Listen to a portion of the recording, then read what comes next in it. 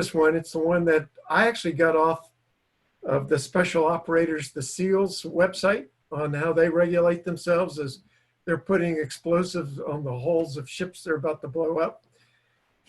It's called the 4x4 or the box breathing. Many of you may have used this. I do it all the time, and it's very effective. So what we're going to do is we're going to deep breathe. We're going to breathe in. I like breathing in through my nose. 4 seconds. We're going to hold for 4, and then we'll exhale for 4, and we'll be empty for 4. And then do it again. And I'll kind of lead you through the first time, and then you do it at your own pace, and just relax. Let's just kind of relax ourselves. It's going to allow serotonin on demand. That's the calming neurotoxin or the neuro transmitter for us, just to be able to calm down. So let's go ahead and breathe in deeply for 4 seconds.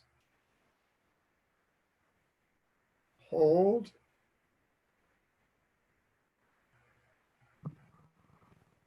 Breathe out. Empty.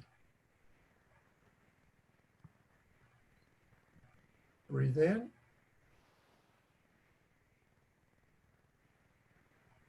Hold.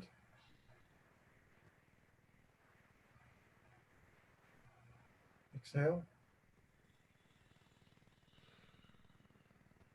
Empty. On your pace. Do it 2 more times.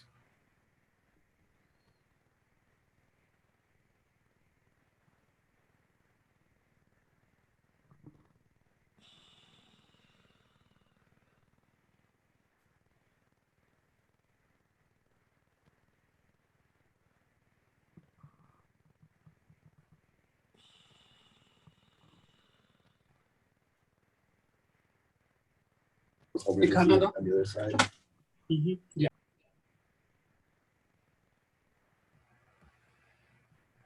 All right. What I like to do is I like to measure for success. So it's always fun to hear what people were feeling. It could be agitation. It could be anger. It could be just flat stress or distress. 1 to 8, how did you feel? And then we do the exercise. It's like, now where are you? And normally folks go down the scale from a range of 2 to 4. It's really nice to do. I do it all the time when I'm driving in traffic. It is a quick hit. It turns out that the brain is only 2% of our body weight, but it consumes 20% of our oxygen.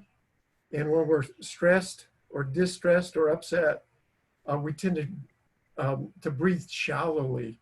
Right when we need oxygen to the brain, we begin to not give it. So anytime we can throw oxygen into the brain is a good thing. You'll see that in fear, another word for fear could be stress. But in fear, and Jim will talk about this, we won't talk about it, we'll kind of talk around the edge. But when something fearful happens or distressing, like it happened to us, our brain kind of flips things back using the level 2, and we're going to talk about level 2. It's good, bad, or scary. So this was something bad that happened to us. So our brain flips that back to the back part of our brain, and we just want that thing to go away. And it's amoral. So, I mean, it's immoral, but it just wants that pain to go away. So we'll even lie, cheat, or steal or whatever to make that pain go away. We saw what Adam does in Genesis 3 is the first time fear is ever mentioned in the Bible. And so here's Adam for the first time in his existence. He finds himself outside of the Garden of Eden. He hears God walking, and it says, Scripture says he was afraid. And his brain kind of processes, and he does the thing that he shouldn't do, is he hides. What he should have done was run to God, but because of fear, he hides. So a lot of times when we go into fear, the fight, flight, or freeze response, it's the exact opposite. And we've just been hijacked by level 2, our amygdala, and we're not acting like ourselves. And so when we're able to deep breathe it brings oxygen to our mind, and we can ask the big questions, and we're going to go through the 4 levels. But hey, what is it for me to act like myself? And so this is a quick way to help me remind who I am and not be hijacked by by our amygdalas. I'm gonna give you one more that's, it's, some of these are better to do in private. Some of these, you can't really do in a meeting with people that, aren't thinking about this stuff. But since we're all on the same topic of what can you do to quickly quiet what we're gonna tell you is level 2 of your brain in a little bit. Another great one is yawning. So I'm gonna invite you all to yawn with me here for a while. Just a fake a yawn, the best you can.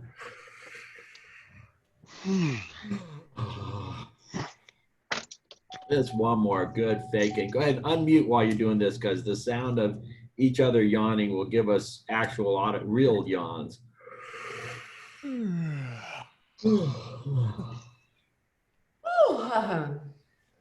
All right, so it's not every meeting where the speaker invites you to start by yawning, but now you've got one you can add. You got a story you can add.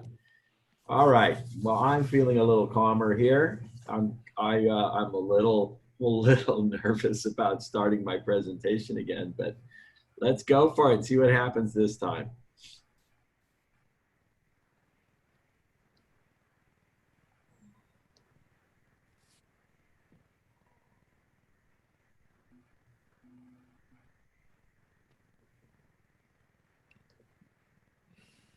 All right, so can everybody see my slide up there?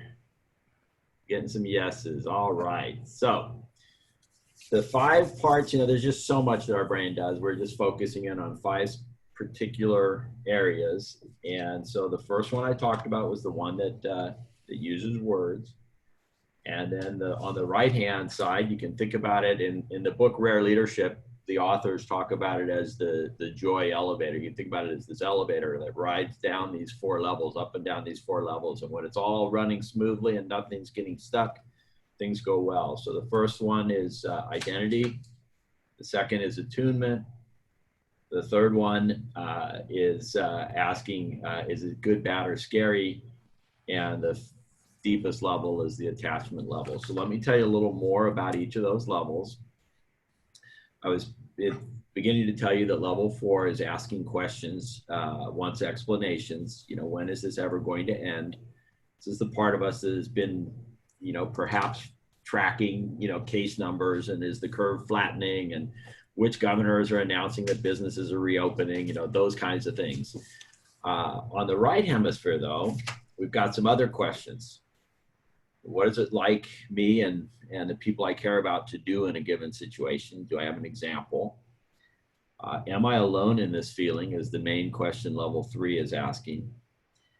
Is this good, bad, or scary is the question at level 2. And I heard a piece I listened to the Wall Street Journal this morning, and the piece that they read on Audible was from the opinion section, and it quoted Franklin Delano Roosevelt in 1933 at the beginning of the Depression, or in the middle of the Depression, saying, the only thing we have to fear is fear itself. There's a lot of fear running around right now with coronavirus and its impact on our lives in so many different ways. And then finally, there's the question, is this personal to me? So let's go through each of these. Because each one of these areas is producing a different kind of pain, and the solution to that pain is different for each of these areas. And that's why this is really going to be valuable in you trying to solve, identify, okay, what's hurting and who can help me out of this pain, and to do the same for others, help them identify, well, wait a minute, where do they need help, and what can I do that would actually be the most helpful to them?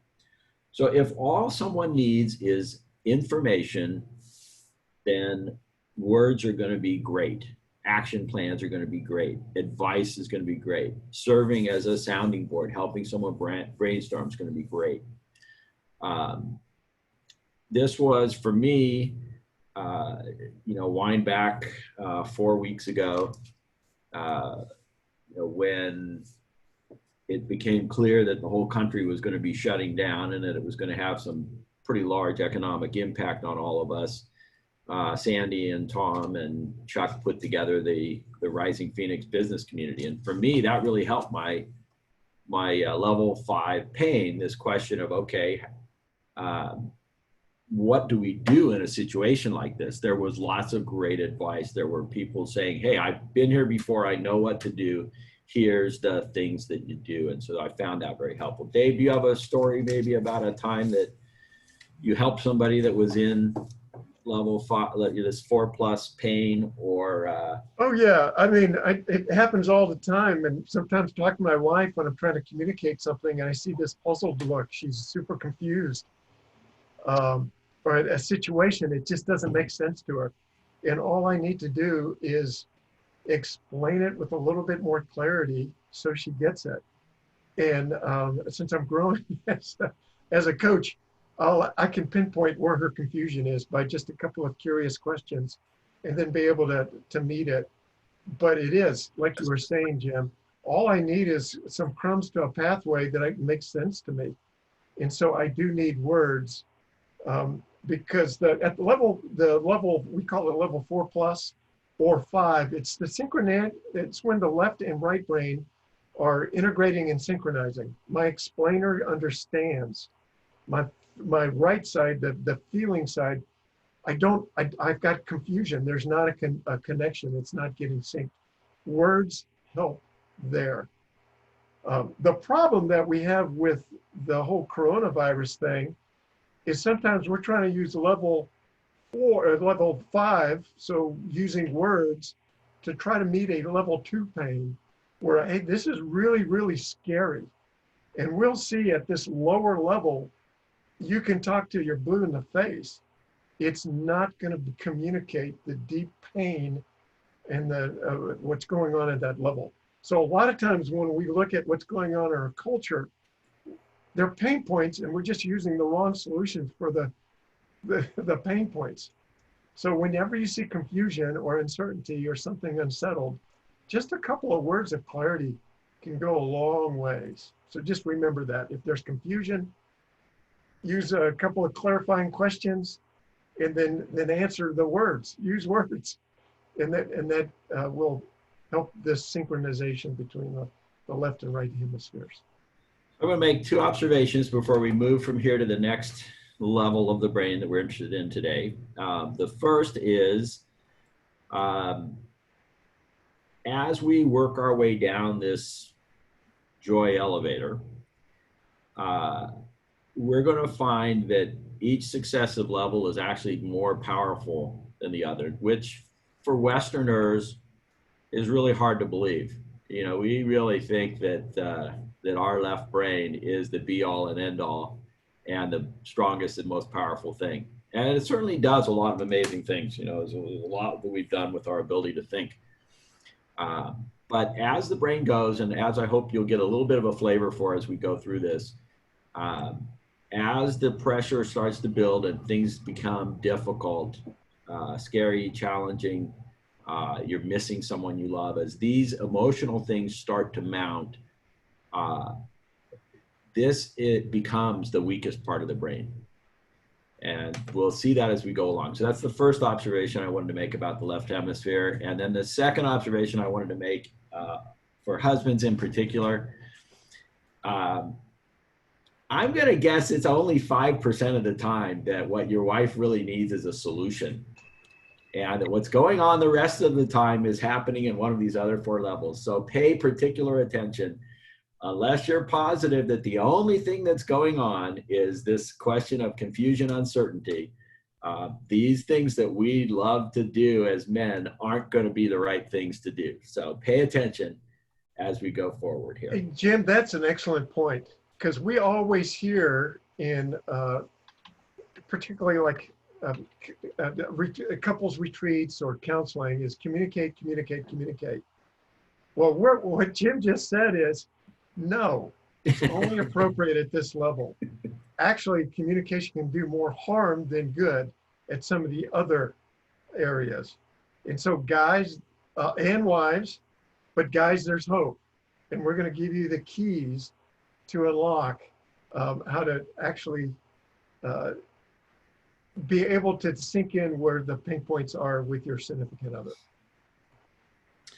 All right, so let me go on to the next question.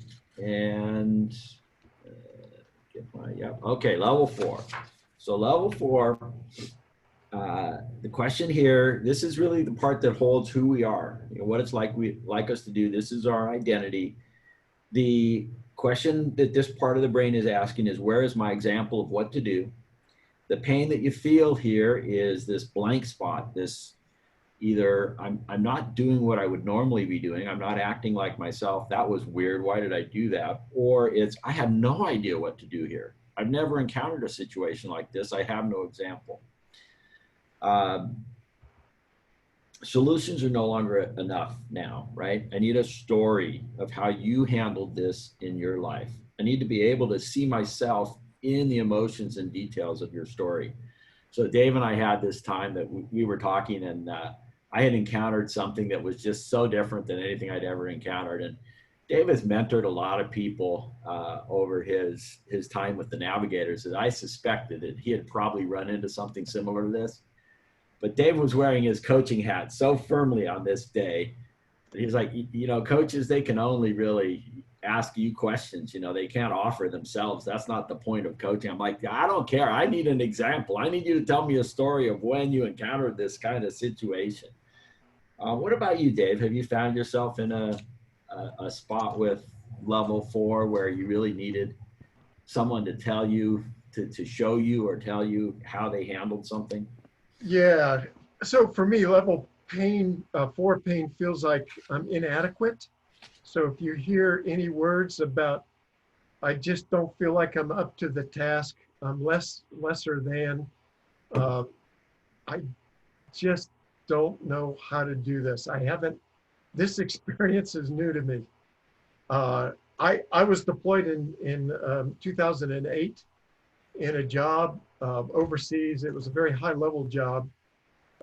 We were moving armies and supplies of armies to 3 theaters in the Middle East. And it just, I felt very inadequate. And so I needed somebody that had done this before to kind of show me what it even looked like. The power, though, that Jim has at this level is that not only is it like a left brain exercise that this is how to do it, read the book. It's actually, you go through and you say, hey, when I went through this the first time, when I felt inadequate, you know, this is the emotion that I felt. This is how my body, the sensation of my body. So this is how my body felt. And then, but this is what I did to go ahead, move ahead, and kind of found that pathway forward. So if you can use the senses and so emotions and how your body felt, it will connect. It will connect with the other person. So it's nice to know that, hey, I might be inadequate. This is new to me, but it's not new to you. You showed me a way forward that now I have an example to follow. And Jim was absolutely right. You're taught as a coach is that you make direct observation and ask questions, but it's not about you, it's about the client. But if the client is stuck, the motto for coaching is to be able to help the client move forward in a way that he or she wants to.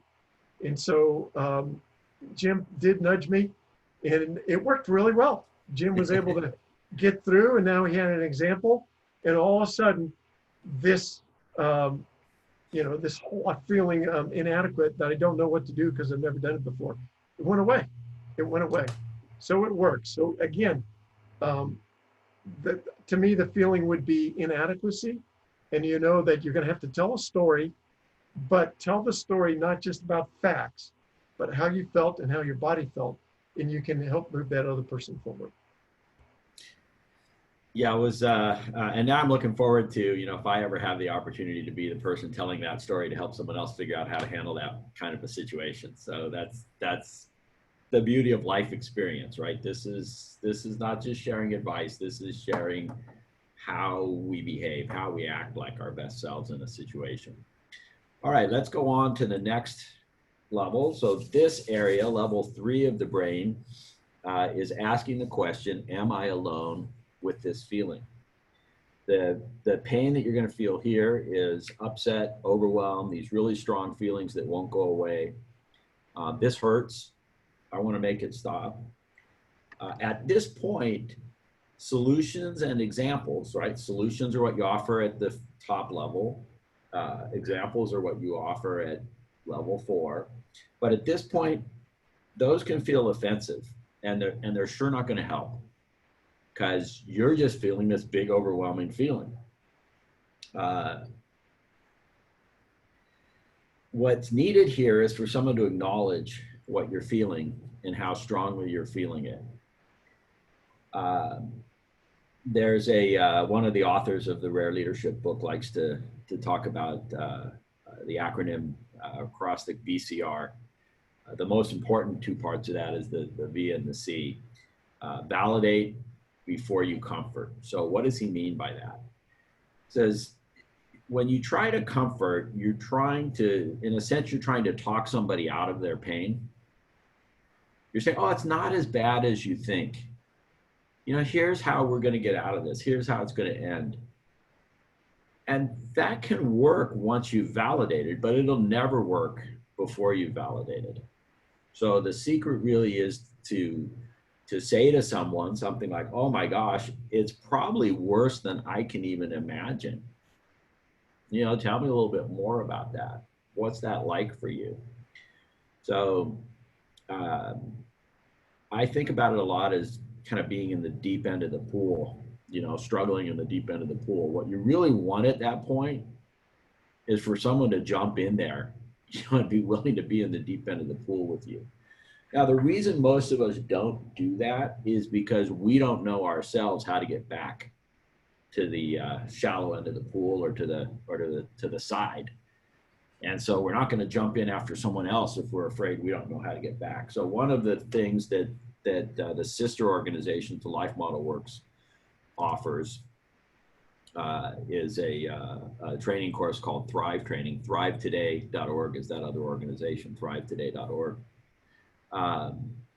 And they just help people practice by telling stories how to get back to that sense of I'm no longer alone in this from each of these big 6 overwhelming feelings. So odds are you know somebody in your life that's able to handle each of these feelings well. You've probably seen them do it.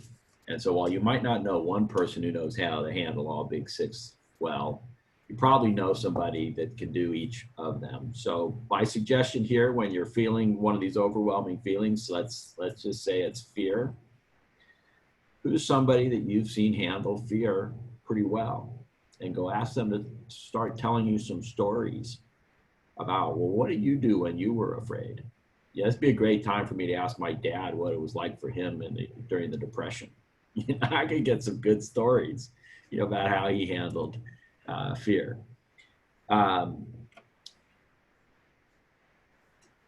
One of the, so I guess, well, Dave, let me just turn it over. I won't tell my story. I'll just turn it over to you for a story about a time that you helped somebody with. Yeah, so attunement's a big deal. In fact, if you ever want to experiment, once we get out of this social distancing, is just do a posture. You could, on Zoom, you could just kind of go like this, or kind of, do this. But when you're in person, the brain is seeking other brains to attune to. And so you will see a group of guys talking in the corner, and they all have their arms crossed. And what's happening is their brains attuning to one another. And we do it all the time. Our brains need one another. Well, the thing is untrained brains tend to live in fear, in stress, and that's not the brain you want to go to. a trained brain can actually be attuned to joy and good things. And so when you can get to a trained brain, a more mature brain, then you can VCR. And VCR is super powerful. I use it all the time. I like to do it with my grandkids. I do it all the time. And Jim's exactly right. The V in validating is actually the right side of the hemisphere working, that you are attuning to that emotion the person is feeling. And so I had a neighbor run up to me. We were doing a quick project in our HOA, and we were delayed by 6 hours because one of the other key people couldn't make it. And I had a neighbor just that was pissed. And he came to me and got in my face, kind of ambushed me verbally, and said, "Hey, you're the lousiest leader ever. I don't know how, what this is just a bunch of baloney that we're doing." He didn't use those words, but I said, "Hey, Bob, it seems like you're really upset. What's going on?" Well, this is, and basically said that I waited here for 45 minutes. I've got 2 daughters. My time is precious to me, and it got wasted. I said, "Oh, Bob, I totally get why you're upset. I'd be upset too. This is a really big deal." And when I realized that I was the source of his anger, I owned it, but I didn't minimize the emotion he felt. In fact, I attuned with him at the level, and by the way, it was pretty intense. So my voice was up and I matched him on an emotional level. And I said, I totally get it. Man, I apologize. And so I started to bring him down, calm him down. I was calming down myself. So when I apologized, and then I comforted him. And really what goes on is we are relating on the right side of the brain. The V is the right side. And then you can problem solve on what was going on. And so the way I comforted him was, "Hey, Bob, the last time we did one of these things, you were the guy. You're the guy that had the right tools. You're the guy that helped lead us. And I'd really love to have you part of this project. We need you again. Will you be that guy?" And it was authentic. It was sincere. He really was the guy. And he knew he was the guy. And he began to calm down and he said, "Okay." And then, to be honest, it was a little bit like walking on eggshells for the next hour. But then at the end that day, he texted me and apologized for his behavior and kind of gave him the reason why. And I texted him back and revalidated in saying that, "Hey, you had every right to be upset, but man, I sure enjoyed our time together today." And what the R stands for is his brain actually repatterned. What would have happened before I knew about VCR? This is the scenario. He would have run into my space, verbally ambushed me, and I would have pushed back hard. And I would have said, "Oh, my bipolar neighbor that's flaming on me right now, you just need to get over it. It's not that big of a deal." I would have minimized it, and then I would have been probably spiritualized it, and wiped and cleaned the dust, the dust off, wiped off the dust on my sandals, and said, "Hey, be gone. I never want to see you again." And that's kind of how I would have handled it. I would have, instead of trying to love a neighbor, I would have made an enemy. But because I was able to VCR, validate, and then comfort, and through the process owned what my part in this thing was, we now have a relationship. You can try it with your kids, grandkids, but don't ever minimize that emotion, because if you do, then you go straight to problem solving, and it just makes it worse. All right, well, now we have made our way down to level two of the brain. So this was an interesting departure here because now we are in the area that's considered subcortical. So it's below thinking. So you can't think your way in or out of this problem. This is why when we were upset after the Zoom bombing, Dave said, "Well, let's try some breathing," because talking about what we had experienced wasn't really going to calm level 2. This is the part of us that just, and some of us are set to be more easily upset than others. A lot has to do with kind of what was going on with your mom and the other people that were taking care of you when you're little, but your thermostat kind of gets set. And if you're someone who gets set at, you know, being more easily panicked, then you need to do some work to reset your thermostat. And it can be done, and practicing appreciation is one of the things that will help reset your thermostat. So if first thing before you go to bed and first thing when you wake up in the morning or pretty close to it, you think about some things you really appreciate, and they could be simple. It could be, you know, the irises out in my garden. They could be a great cup of coffee. It could be family. There's lots of things it could be, but whatever you appreciate. And if you try to actually feel that feeling of appreciation for up to 5 minutes before going to bed and waking up, and you do it for 30 days, you'll pretty much reset your brain. You'll wake up, and instead of thinking about what problems you're having today, your brain will say, oh, wait a minute, is there something to appreciate? So that's one way to reset. But then what we saw in this situation, after something has happened that's got all the adrenaline coursing through your body and cortisol coursing through your body and has you just riled up, sometimes you gotta just run it off or work it off. You know, sometimes you gotta do something physical that'll burn up some of that cortisol and adrenaline, or you need to just be very mindful of your body. And this is where things like meditation, stretching routines, those kind of things are really helpful. I recommend an app called Headspace. There's a lot of mindfulness apps out there. Headspace is my favorite. It's been really, really helpful.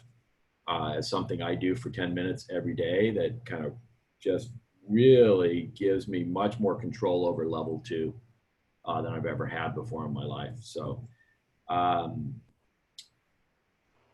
tell one story about this. I was in a board of directors meeting with an organization, and we were talking about some pretty tough stuff. And one of the guys just kept talking about something that was particularly irritating to me, and to the point where I started, one of the ways you can calm yourself is with a little bit of, there's a nerve that comes right through here. It's where it's kind of closest to your body, and you kind of calm yourself. So I'm doing this in the meeting, you know. Finally, like 5 minutes later, someone notices, hey, are you okay? Are you all right? I'm like, no, I'm really upset. And they're like, well, do you need a break? Why don't you take a break? So I went out, I literally just ran 2 laps around the quad, you know, and then came back in, because that's just how riled I was. You know, I needed that calming. So that's what's happening at this level. Now, let's go ahead and go into the deepest level here. Now, this is, just want to check here, make sure I'm in the right place. Yep. So attachment. This is where we feel grief, sadness, loss. You know, this part may be saying, I miss them so much. You know, those of us that can't see our loved ones right now. It's the deepest pain of all. If unnoticed, it's the source of most of our crazy behavior. One of the most interesting things they found when they started really studying the brain in depth with the PET scans and some of the other imaging techniques in the 90s was that this same part of the brain that's the center for addictions is the attachment center. It's where we attach to other people. So just so much crazy behavior can come from this. For me, in the last 4 weeks, one of the things that happened is we had been planning to go to one of our new Airbnbs in the Great Smoky Mountains to kind of do some finishing touches. And it was going to be a chance for our son Mario to be there with his girlfriend, a chance for our daughter, son-in-law, our 3-month-old granddaughter, and our 2-year-old grandson. So all of us to be there together. First time they would get to meet Mario's girlfriend. And you know, we just weren't able to do it, right? We had canceled the trip. We couldn't, there was no substitute. You know, the grandkids live in Dallas. There was no seeing them. We're not sure when we're going to be able to see them. And I had been to one of the 3 to 5 club meetings on a Wednesday morning and was just, you know, pretty upset about a lot of things. And then Dave and I were talking again the next day on Thursday, and he said, well, you know, you're feeling a lot of attachment pain. You know, you can't see your grandchild. Well, I just felt much better after that. There's just something so powerful about actually identifying, oh, yeah, that makes sense. It's not all this other stuff. Yeah, this other stuff's true. But the thing that really hurts the most is I can't see my loved ones. So there's just a great power in acknowledging that. All right, well, we've kind of made it as far as we can through this trip into the joy elevator, these 5 levels of the brain. For more about this, I'd recommend this book, Rare Leadership by Jim Wilder and Marcus Warner.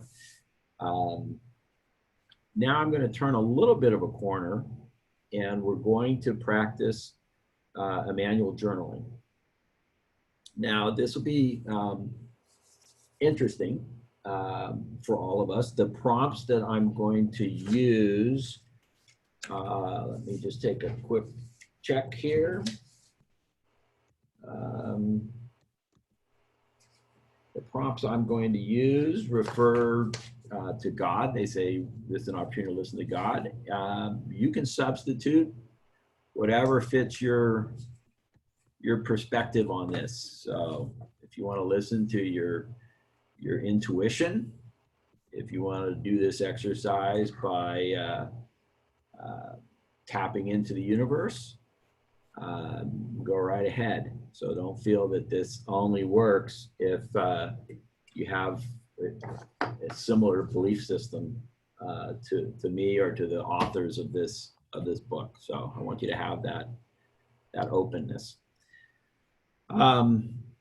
So what is this all about, this manual journaling? It's interesting. It's a process that the authors came up with on how to spend this little bit of time in prayer, using these prompts that would take you through those 5 levels of the brain that we just talked about.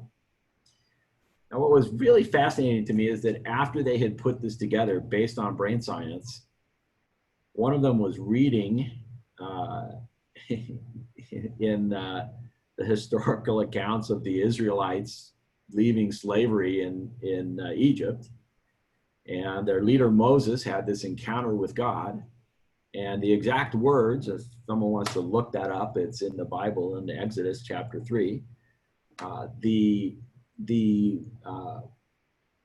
way that God chose to speak to Moses about this situation of seeing what was happening with the Israelites enslaved in Egypt and what he was going to do about it was identical to these prompts. So that was pretty fascinating to me that, you know, here we were working with brain science, you know, in the 20th century, and we look back and we see the exact same prompts used, 3,500 years ago, something like that. So it's pretty interesting to me. Level 1 of the brain is all about secure attachment. And one of the things that I really like about this exercise is if you'll do it often, it will help you develop a secure attachment with God. So let me bring up the prompts. And if you don't, you'll need, this will really go better for you if you have a pen and paper. And write these things down. Don't just think about it, write them down, because we are going to have an opportunity. We're going to break into about 3 or 4 different groups of 3 to 5 people after we've done the exercise. And those who would like to can read over what they've come up with. You don't need to do that. Certainly you can skip over some parts if there's something in there that you don't want to read. But for sure, this is going to be valuable to you if you write. If you want to write on your computer or in your phone rather than on a piece of paper, that's fine. But I really urge you to, you're going to get the most benefit from this if you will write. Okay, let me switch my screen share here.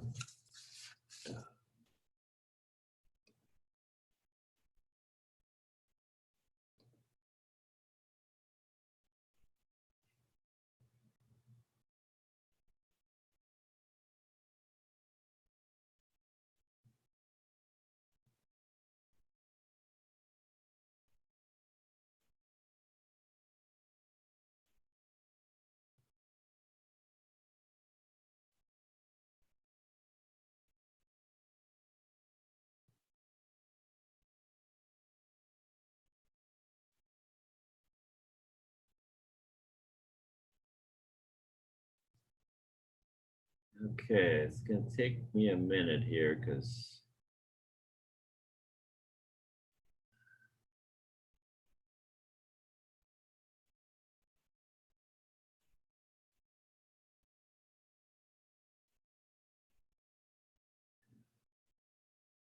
Dave, you might want to tell a little story here while I just get reorganized. I think Uh, yeah, uh, don't be overwhelmed by this. We'll send out the handouts, but I think if you've got the cues, it all starts with self-awareness first, and then you can be others aware. But a couple particularly pain point words like deep loss, I feel lonely, that's attachment level 1. And like Jim said, that is the deepest part of us.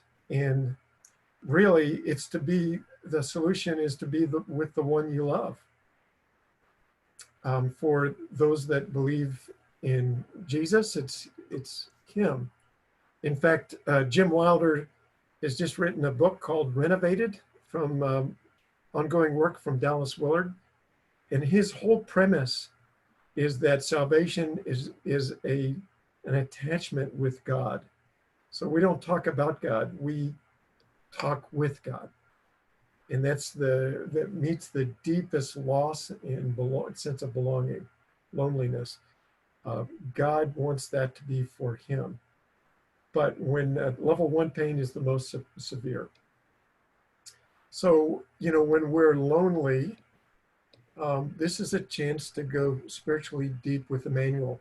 And what Jim's going to be sharing with us is probably the most practical exercise that I know of and that I use, where I can literally just be with Emmanuel, Jesus with us. So Jim, are you yeah, getting I'm ready? just about there. Okay, here we All go. right, perfect timing, buddy. Here we go. All right. So first thing I'd like you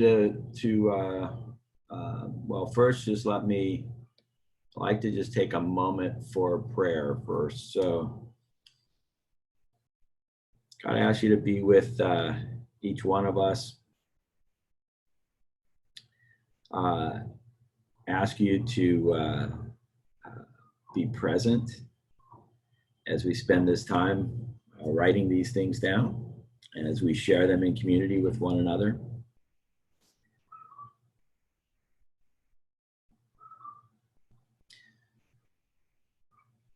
So first thing you're going to do is pretty simple. You're just going to write down something that you're grateful for. Could be more than one thing, so we'll just give you a little bit of time to write down what you're grateful for.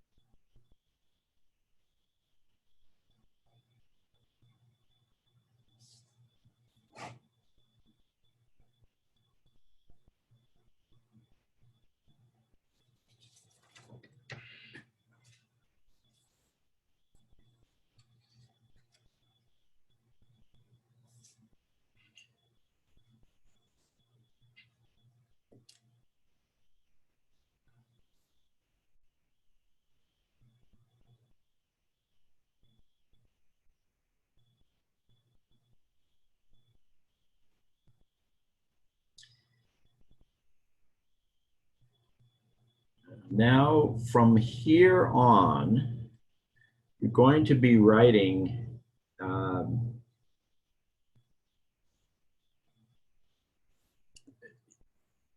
you're going to be writing as if you're writing God's words here. Now, this is where some of us might get a little, what are you talking about? So Jim Wilder's perspective on this is that our thoughts tend to rhyme with God's thoughts. And so, and the more we relate with God, the deeper that relationship becomes, the more those thoughts rhyme back and forth between our thoughts and God's thoughts. And so we may not really be able to tell if we're having our own thoughts or God's thoughts. And so don't get too caught up with that part of this. Just go ahead and write it from the perspective of God speaking, knowing that what you're writing might be God's thoughts, might be your thoughts. It's still going to be helpful to you. So this isn't a place where certainty is required. This is just a place where openness is valuable. So now you've written some things you're grateful for. If you've expressed that gratitude to God, God's a relational being, probably has some kind of response to your gratitude. So that's what you want to write down. What is God's response to your gratitude? Sometimes I just write down smiling. It's kind of the sense that I get. So just go ahead and take a minute to write that down.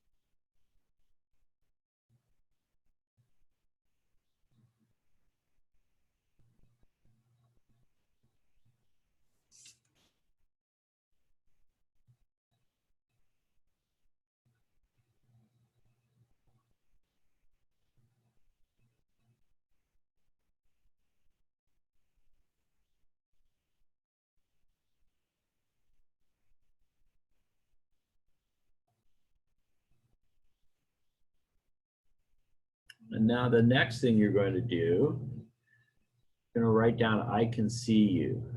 And this is usually pretty physical. I see you sitting on the sofa. I see you sitting at your desk. What kind of expression does God see on your face as he looks at you? What does he see you doing? Maybe it's something he saw earlier in the day or yesterday.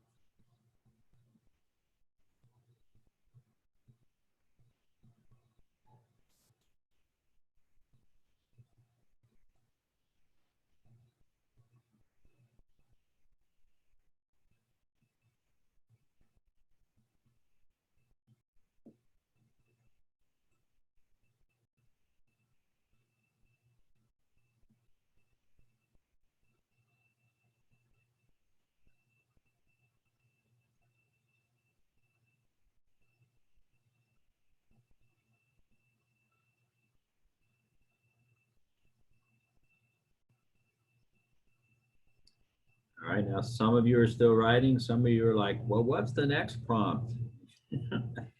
So I'm going to go ahead and ask you to move on to step 3. I can hear you. God's listening to your thoughts right now, or been listening to you throughout the day. What is it that God's hearing you thinking or saying?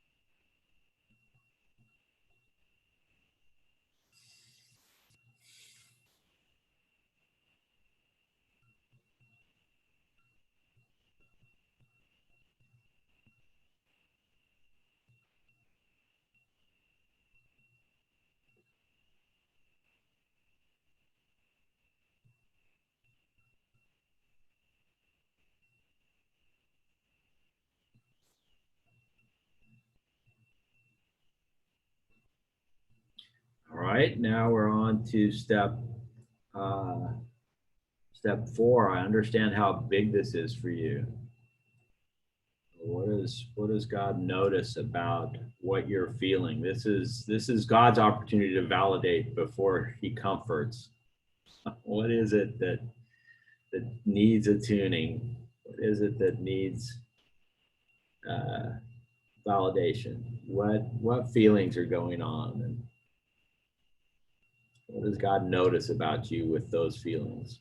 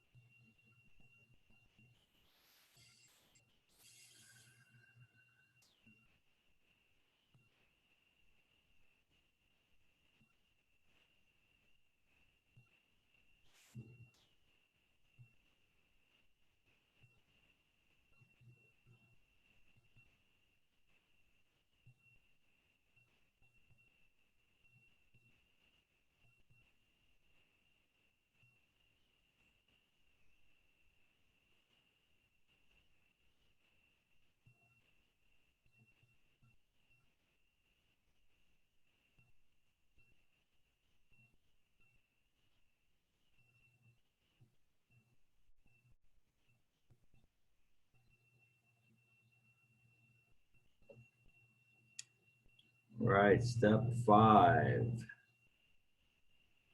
Glad to be with you and treat your weakness with tenderness.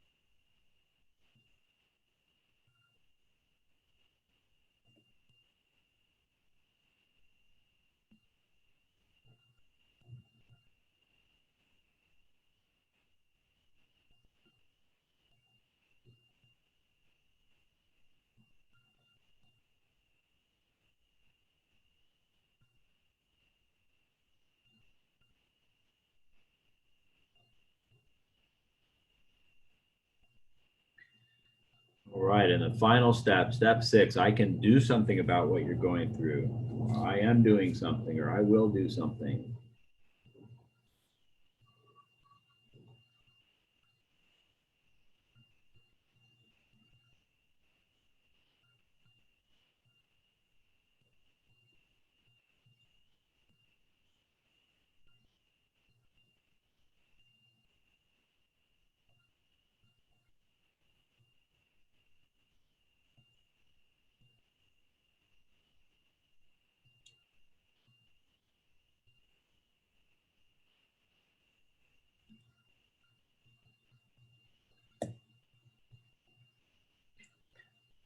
Okay, well, let's leave it there for right now. So I think what we're going to have time for is probably just, one person to share in a group. So we'll go ahead and go into groups. You might have, if you're really brief, you might have time for 2 people to share. So 2 volunteers, nobody has to share. If you end up in a room and none of you want to share, just talk amongst yourselves. Couple rules for sharing. Don't explain. You probably used a lot of shorthand here. because you figured that God knows and understands you pretty well, and you don't have to explain that to the people that are listening. So just read it. Just read it through. Might be really, really hard for some of you who really want to explain, but just read it through. It'll still have impact on the others that are hearing you. It'll still have impact on you having your story told, even though people won't understand all of it, perhaps. So just read it straight through. The people listening, your job is to express on your face. Let God use your face, right? So if that's your opportunity to reflect back, your joy when you hear something that really sounds like a God thought. But it's not a time where you're going to go back to level 5 and give people advice about what they just shared. It's a safe time for people to just share. And, if you're friends and you want to talk about it later, that's great. But during this little time, one person's just going to share. The other person's going to kind of smile and say, oh, that was great. Great to hear that. And then you're going to move on to the other person. And Megan's going to pull us all back together as a group again. So we're only going to have about 6 minutes for this. So if 2 of you do it 3 minutes each, that should work.